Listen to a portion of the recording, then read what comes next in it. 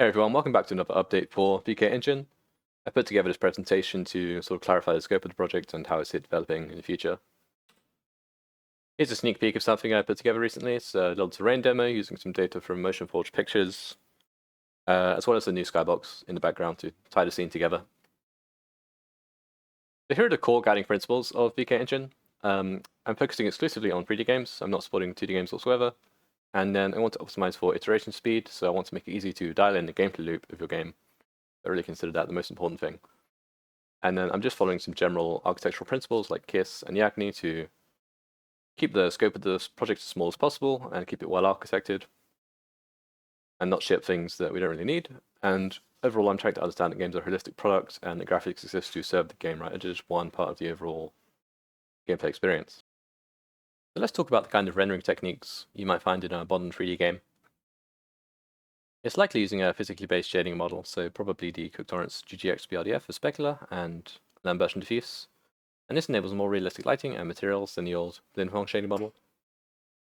It's also probably using a deferred rendering pipeline rather than the old naive forward approach, and this significantly increases the light count we're able to use in the game, as well as unlocks many cool screen space effects like screen space reflections and screen space ambient occlusion.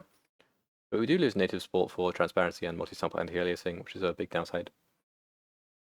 And it's also likely shipping some kind of temporal anti-aliasing solution as a post-process, as well as the game being kind of developed with the expectation that consumers will run DLSS or FSR as upscaling. And both of these can add blur to the final image. And additionally, a lot of games these days are trying to achieve real-time dynamic global illumination using solutions like RTXGI or Rister or Lumen. And all of these solutions have quite a high runtime cost, and they can add some noise and artifacts into the image. But if you've seen demos like Epic's demo for Lumen or say Cyberpunk 2077 with the path tracing update, you'll be familiar with the fact that real-time GI, when you do implement it, does look pretty incredible. So I wanted to touch on this specifically, as it seems that in deferred pipelines, engineers have kind of converged on this divid transparency technique as being the way to do things. And this does work pretty well, as long as you play by the rules and don't disable temporal anti-aliasing, because TAA's temporal accumulation will hide this divid pattern. But this is essentially making TAA mandatory to blend the divid pixels into a stable image. So if you're a consumer who doesn't want to use TAA because you find the blur it adds to be objectionable, and you want to turn it off to increase the image clarity, well, now you have to choose between looking at this divid pattern and looking at the blur that TAA provides. So neither of those options are probably very amenable to you. Now, let's talk about developments in rendering algorithms since the introduction of deferred rendering. To improve the performance of deferred pipelines, developers added a light culling compute pass operating on 2D screen space tiles. And this technique became known as tiled deferred rendering.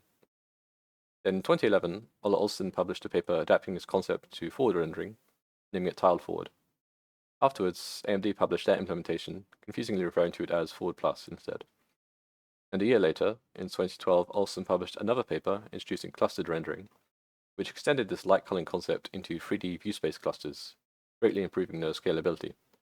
And this could also be adapted into deferred or forward pipelines. So to clarify, the general rendering algorithms we have to choose from are as follows: naive forward rendering, deferred rendering, tiled deferred and clustered deferred, or tiled forward and clustered forward. When people refer to forward rendering these days, they're referring to tiled forward or clustered forward, not naive forward rendering. Now, id Software were the first major studio to adopt clustered forward, using it to ship Doom 2016, which was widely acclaimed for its graphics and performance. Today, both Unity and Godot support clustered forward rendering, although they both refer to it as Forward Plus. Unreal Engine, on the other hand, still primarily relies on its deferred pipeline, but provides an optional clustered forward path, often used for VR projects. So with that context, let's talk about the features of VKEngine. VKEngine is built on the modern Vulkan rendering API, optimized for performance. I'll be moving to a clustered forward rendering architecture, enabling support for thousands of dynamic lights, as well as transparency and MZA. I would also incorporate the standard physically based shading model with the Cook Torrance GGX BRDF, and a metallic roughness workflow for materials. We will have static global illumination through baked light maps. I will not support real-time dynamic global illumination, as I don't think the trade-offs are currently worth it. Additionally, you'll be able to place light probes namely diffuse irradiance probes using spherical harmonics encoding in the game world for smooth indirect lighting on dynamic objects, mainly characters. And there will be a fully dynamic direct lighting system, which you can skip with an unlit material. As for shadows, I've implemented cascaded shadow maps for high quality sun shadows, and I'll implement spotlight shadows as well as omnidirectional point light shadows. Although for lighting game interiors, I think it's best practice to use spotlights if you require shadows, as it's much more efficient. Reflections will be provided through locally placed reflection probes using specular IBL, as well as planar reflections for mirrors and flat bodies of water. Finally, you can use SSAO, probably some modern variant like HVAO+, or you can simply bake the AO into your diffuse textures, as games used to do for contact shading. Finally, I just wanted to mention something about licensing, since someone asked me about this in the comments.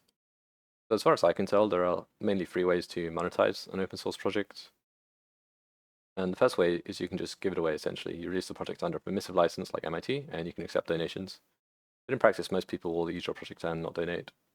And corporations can easily take your work and package it up into proprietary products and not donate any code back or donate to you. So this is kind of a double-edged sword. And another method is the free/paid tiers method. So you would have a free version and an improved paid version. But in practice, now you have to maintain 2 versions, and the free version becomes a second-class citizen. And anyone who can't afford to pay for the paid version now is stuck using an inferior product. And the final way is what I'll call the dual licensing method, as used by Qt and MySQL, where you provide an open source copyleft license version, which is what I'm doing with a GPL license currently.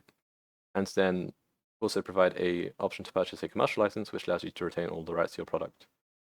So this is what I'm planning on doing in the future for VKEngine if it ever becomes a commercial project. You'll be able to purchase a commercial license for either a one-time flat fee or a revenue share thing. And then you'll be able to release the game commercially and not have to share any of your IP or code, just as you would expect. As always, thank you for watching and following along with the development of VKEngine. You can find the source code for the project linked below, and don't forget to subscribe to stay up to date. Thank you.